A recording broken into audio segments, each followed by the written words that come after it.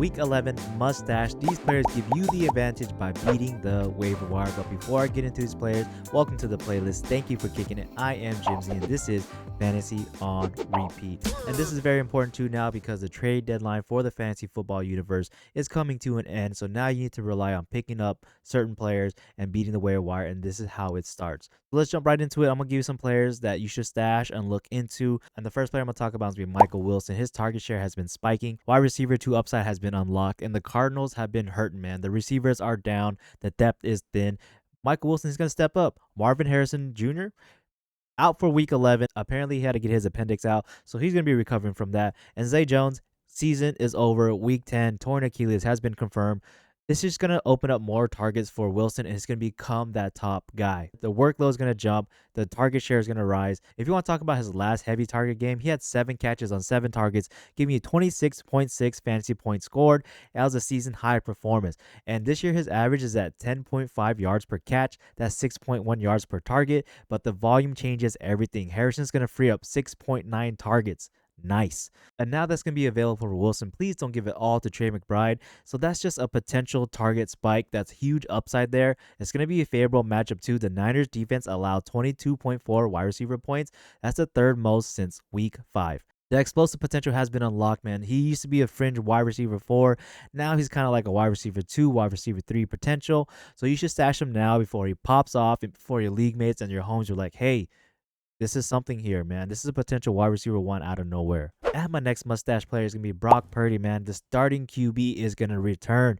And that is an elite offense ahead because that's a big opportunity for him to come back and just jump right in like nothing happened. He's returning from injury. The toe issue has healed. The starting role has been reclaimed. And so bang, bang, the San Francisco 49ers are back in movement. Brock Purdy is a proven fantasy quarterback. He was a top 10 finish back in 2023, top 12 finish in 2024. He has consistent production. He has elite offense. Kyle Shanahan knows what he's doing. It's a highly productive scheme, and this is going to boost fantasy value all around. His supporting cast, man, he got Christian McCaffrey, George Kittle is back, Ayuk, Pearsall, they're recovering. It's a favorable playoff matchup, weeks 15 through 17. That's a long-term stash option, and in 2023, his passer rating is at 113. He led all quarterbacks. That's truly some elite numbers right there. In 2025 so far, he's played 2 games, 586 passing yards, 4 touchdowns, 4 interceptions, QB ratings at 85.5. So stash him now. He is the starting quarterback for the Niners, and if everything goes their way, as it usually does for the Niners,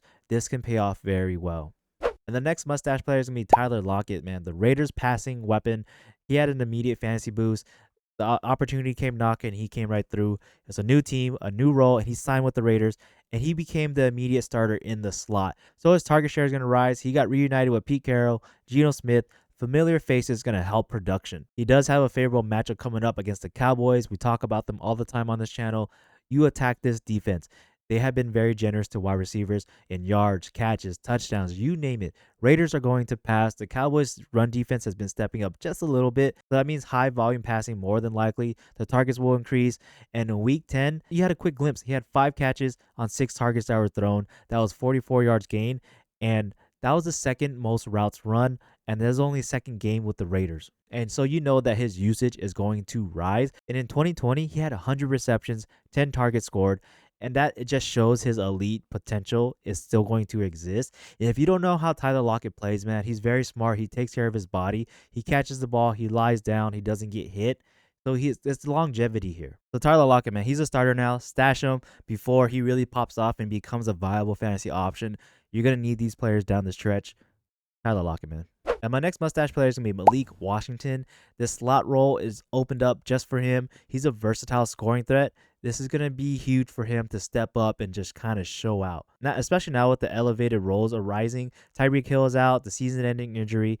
Darren Waller's out as well. Washington sees more snaps. His target's increasing fast. He's a slot receiver. There's PPR upside here. And especially now with what's going on with the Dolphins, they're making some changes. They're starting to play better. This can be a change that no one's expecting, but here we go. Malik Washington could be a viable option down the road. And now the matchup coming up, man. The Commanders' pass defense is weak, especially against slot coverage. It's been poor. So the big play chances are going to be there. He is trusted by Tua. He's 2nd to Waddle. And I'm trying to put this out to the universe because my homie has Waddle and Achane. Please, man, let's make this a Malik Washington game, yo. But again, he has a strong connection with Tua. He's schemed for quickness.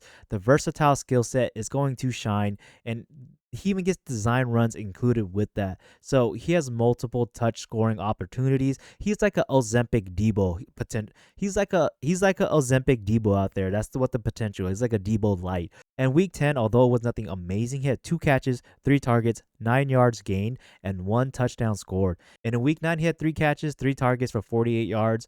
And on the season, he has 30 receptions, 44 targets, 2 touchdowns. He's just becoming that guy right now, and he's getting the opportunities. Stash him now before, like I said, he becomes a viable option that nobody saw coming. And on to the next mustache player. We're going to talk about Luther Burden, man. His snap share is rising. The rookie upside is huge. And the big upside is coming, man. He has an expanded role that is just rising and coming up. In week 10, he had 48% of the snaps. He is trusted by this coaching staff, and DJ Moore has not fully been healthy this season. He's in and out of injuries, his toe, his groin, his shoulder, you name it. But if he misses even more time, Burden's role can just expand even more. He has that rookie upside, and if you didn't know, he has high yak and downfield speed. In week 10, his performance, he had 3 catches, 3 targets on 51 yards. And if you've never seen Luther Burden on film, dude, he has elite route running skills. He has sharp body control, plus 11 yards after the catch. That is top 16 yak in the NFL.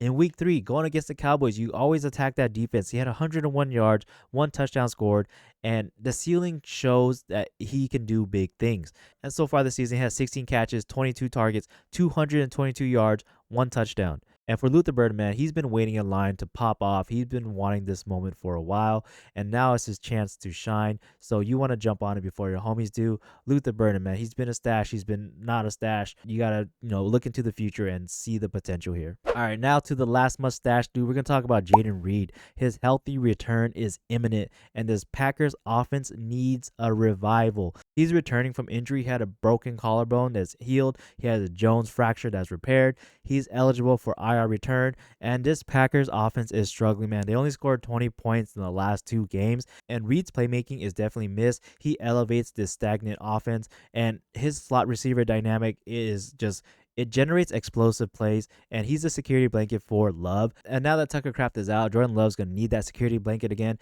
He unlocks Jordan Love, man. The receivers are dropping passes.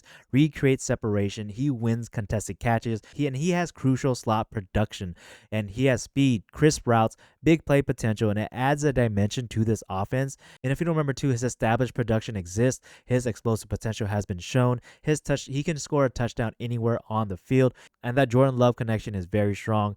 He had the reduced competition helps. Watson, Wicks, Golden, they have been injured, and the target share opens up. Reed is going to get opportunity. And also his rookie season, man, it don't lie. 2023, 8 receiving touchdowns, Packers rookie record. He has elite scoring ability. And in 2024, if you don't know, he was a fantasy darling. I was jealous of everyone that drafted him because I did not see that coming. Last year in week 4 against the Vikings, he had 7 catches on 8 targets for 139 yards, 1 touchdown.